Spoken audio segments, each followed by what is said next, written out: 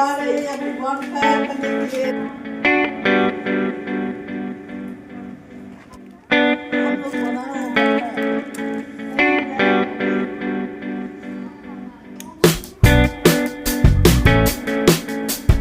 बुड्ढे नीचे से लगाई आग।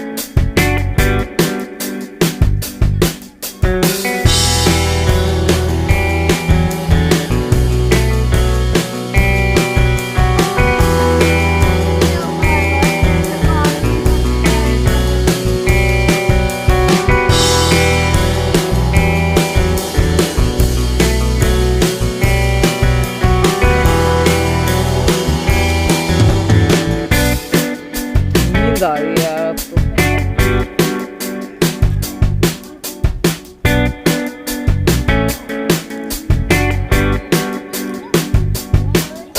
नींद ही उड़ जाएगी पूरी, ऐसा लग रहा है।